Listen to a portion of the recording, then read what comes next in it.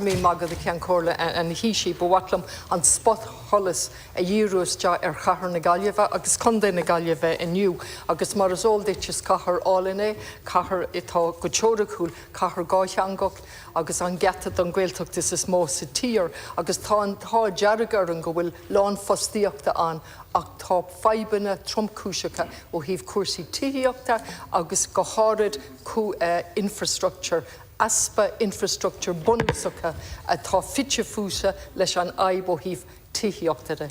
I'm putting the spotlight on Galway City and County today, and there are many good things I could say about it, but I want to focus in today, highlight the absolute problem with housing, but from a different perspective today, the absolute absence of basic infrastructure. We have a wastewater treatment plant in Mutton Island right beside where I live, which has been upgraded a few years ago and is able to cope with a population equivalent of 170,000. However, the collection network is seriously deficient, and that encompasses Ordenmore, Barna, and the city. We have 2 siphons under the River Corrib, which are inadequate and have been identified for a very long time.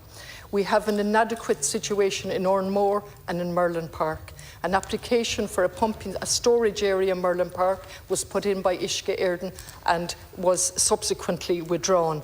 I have 1 minute and a half to make a pitch for Galway City, and what I want to do here is to highlight that Uisce Éireann, and I don't wish to actually demonise Uisce Éireann, I believe it should have stayed with the local authorities, and indeed they put in a comprehensive plan way back in 12 and 13, which wasn't approved by the department because of the future birth of Uisce Éireann. So what are we doing now in Galway City? We have no wastewater treatment plant on the east of the city, which is absolutely stymieing development. The Ardon plan of 10,000 people cannot go ahead.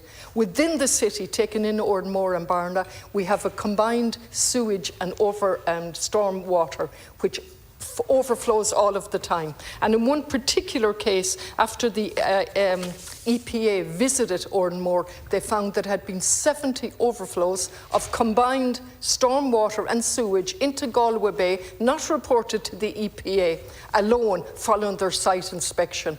And we have an open compliance investigation, open I think since 2008, although could be 10, in relation to the deficiencies in the system, constant overflows which should be confined to unusual weather conditions, but alone in 23, 70 overflows not reported to Uisce Éireann. What is my point today? There cannot be development in Galway City in any sustainable way unless we face the infrastructure problems. There can be no balanced regional development if we don't have a sewage treatment plant in Carrow. I will come back maybe to transport in a minute. Thank you very much.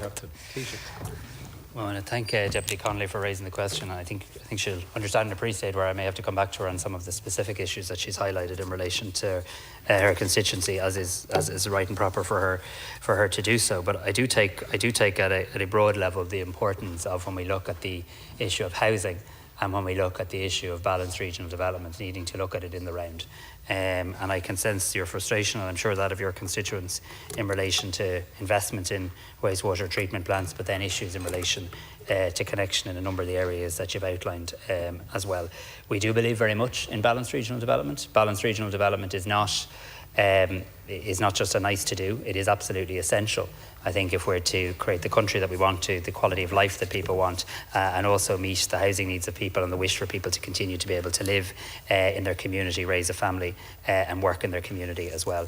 What I'm very happy to do, Ceann Comhairle, on foot of the specific issues that Deputy Connolly has raised, I'm very happy to take a look specifically at them, not just in relation to her own constituency, but in relation perhaps more broadly to the need for us to ensure that we take a very joined up approach to anything that we do in relation to ensuring that housing supply can flourish in all parts of this country, including of course in Galway City and County. So I'm very happy to come back to Deputy Connolly, and very happy maybe to receive the specifics of the issues that she's raised, and I'll undertake to directly engage with her.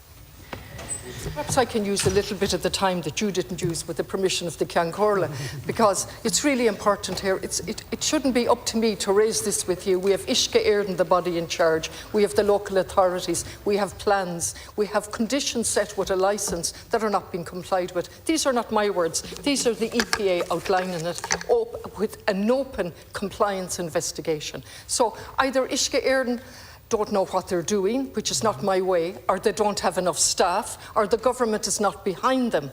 But we can't have a situation where basic infrastructure, the collection of the sewage and the stormwater, is inadequate. The actual network of collection is inadequate. It's inadequate for years, identified by the local authorities, identified by the EPA, identified by Irish Water. So Galway is one of the 4 cities outside of Dublin to develop, to increase its population up to 120,000. It can't do that, and neither can we have balanced regional development. I hear your beliefs. I don't really want your beliefs. What I want to see is action. I want to see what feedback is going back from Irish Water to the Minister's Department there, Finance and Public Expenditure and Reform. Where is the connection between what's needed in Galway City and in the regions and what is actually happening on the ground? What do we need to do? And finally, in relation to Galway City, it's absolutely caught up with traffic. We're now finally, back in 2018 or 17, 24,000 people signed a petition. Please do a feasibility study on light rail. That's finally been done by a body that said it wasn't possible, but they're now looking at it. And here we are similarly, on Friday there's a conference in relation to the Western Rail Corridor. These are all basic infrastructure in addition to what I'm highlighting here. Basic collection of wastewater, not adequate, so no development can take place. So therefore the housing crisis is going to intensify, and planning applications will be refused, as have been refused right up for the last number of years because of inadequate infrastructure. I don't have the figures in front of me, but I would imagine, and I'll certainly check, I would imagine that housing commencements in Galway City, are increasing as they are across the country. But let me check the point. I'm not taking from the point you made, but I do know that right across the country now, housing commencements are increasing. I want to assure the Deputy of this, that when state agencies like Uisce Éireann and others make investment decisions, they of course do that cognizant of both the National Planning Framework and the National Development Plan. We will have a new National Planning Framework being published in draft form towards the end of June.